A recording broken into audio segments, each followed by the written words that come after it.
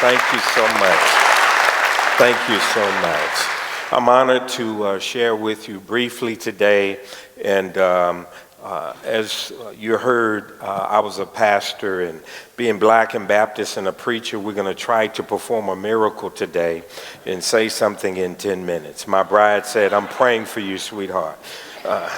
But anyway, I'm so very honored to share with you.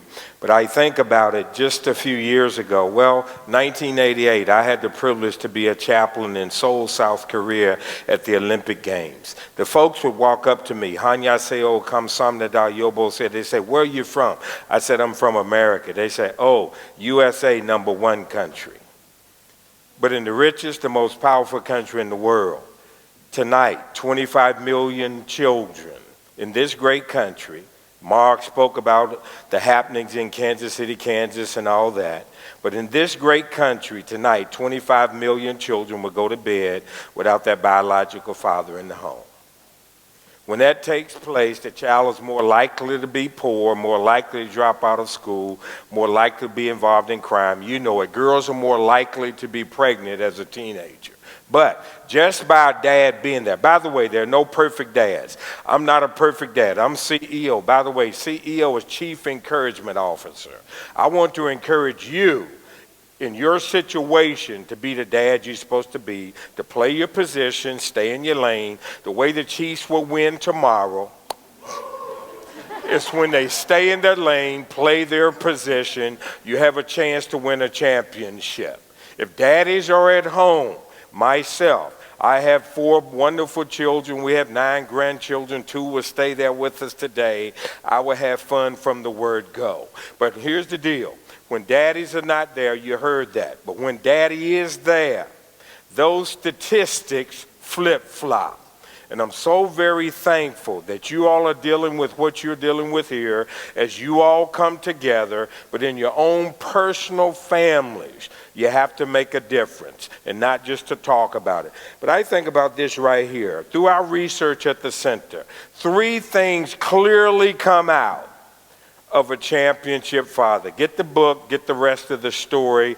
I believe the book story is here somewhere downstairs. Get the book and it has all the thoughts in it. But I think about this right here. 3 things clearly come out of researching thousands of dads. Number 1 is that they're loving. They love the child and they love the child's mother unconditionally. Secular research even, where in fact they love the child's mother. Number 2, I don't have much time. Number 2, thinking about this, they love their child, but then they coach their children. They're aware and they are involved. That's what Tony Dungy says as well. Used to be the coach for the Indianapolis Colts or whatever. But he says that as well. But that is when it gets to, he won the Super Bowl. But anyway, we praying that some of that anointing will come to Kansas City. But anyway, but thinking about this, but they love them, but then they coach their children as well. I have to coach my children and be involved in their lives as well. But then also, they model for their children. They don't just preach a sermon. A dad, in essence, he models for them. A few years ago, I was there in Whistling Straits playing golf in Wisconsin. A gentleman got out. I had my clothes on looking like I love golf, but I do not. But here's a gentleman that gets out of a nice, sleek automobile, and he comes over to me, and he says, "Sir, will you get my clubs for me?" And he didn't know that I was there with 20 other CEOs. And so the people at the golf course that owned the golf course, they were very embarrassed. And they came over and said, "This is the CEO, Carey Case of the National Center for Fathering." And they made every excuse and thought and talk of trying not to make sure that I don't, sue the golf course and give Christ Community Church all the money you need. But what happened, and so it reminded me of my dad and how he modeled. Because my buddy said, "Case, why didn't you tell him who you are? Why didn't you school him up and get in his face?" The reason why I could not is because I watched my dad during the Civil Rights days in 1960s when he was called the N-word. But my dad would look at me and say, "Well, son, evidently they don't know my name." Dad knew who he was because he was a Christian. Now think about it, that's what daddies do. In essence, they love, they coach, they model. And so dad modeled for me. But then thinking about this, the fourth tenet of championship fathering, and that is this right here. You encourage a child that does not have a dad. Every child needs a father, grandfather, or father figure. They don't just just survive, but they will thrive when they have that in their lives, if you will. And that's what these children need, what my brother was talking about earlier, when that church comes together. Who are the children in your neighborhood that does not have a dad? Who is that young lady that needs to have a father figure as well? When a father is there in the home, a girl more confident, more secure, research shows she does better in math. Research shows she probably will marry a young man that has similar facial features as her dad. Now looking at this audience, that's kind of scary. But thinking about this right here. But they love, they coach, they model, encourage a child without a dad. But here's the deal. Last thought, real quickly, and that is this.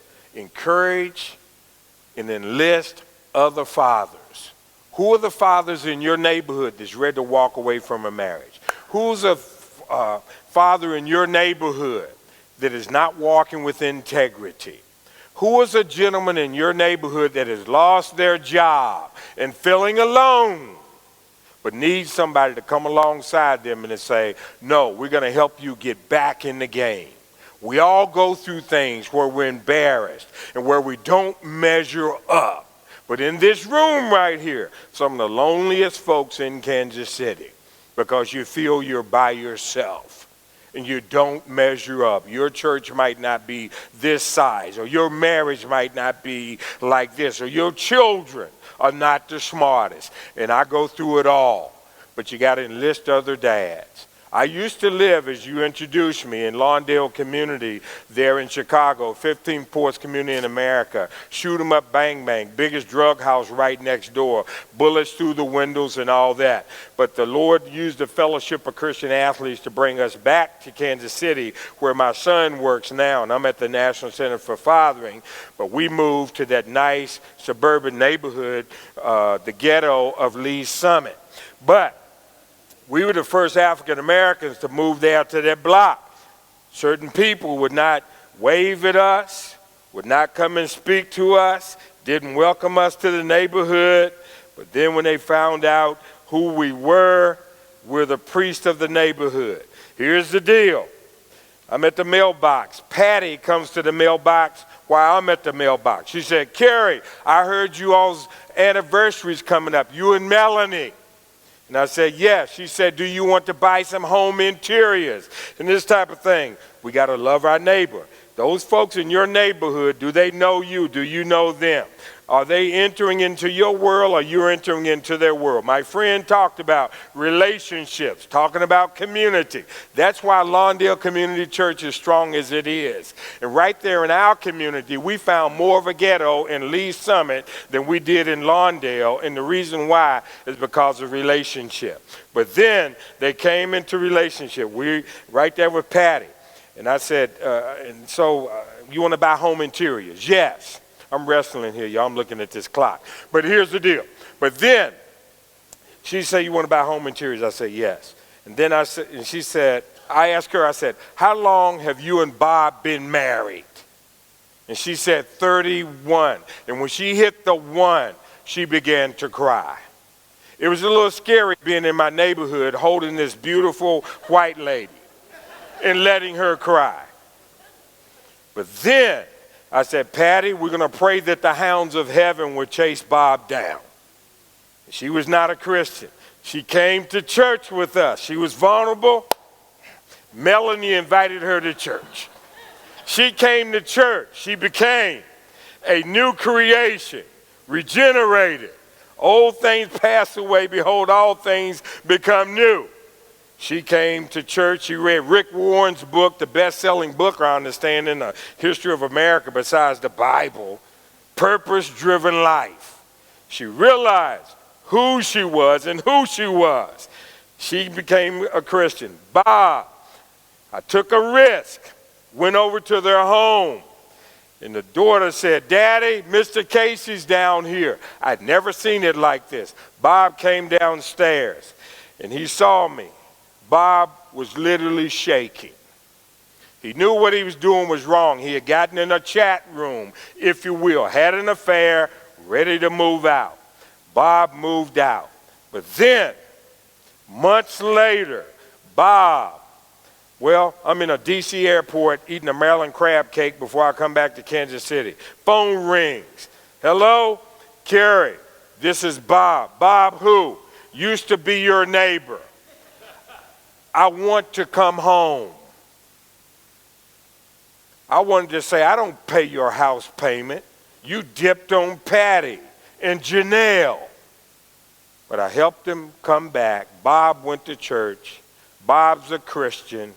I'm not a racist, y'all, but when I travel a lot and all of that, I have white people from across the street that mow my yard and trim my trees, and Bob and Patty, some of our best neighbors on our block. But you love Coach Model, encourage a dad, encourage a child that doesn't have a dad, but then enlist other fathers. I wish I had more time, but God bless you. Thank you for the privilege to share.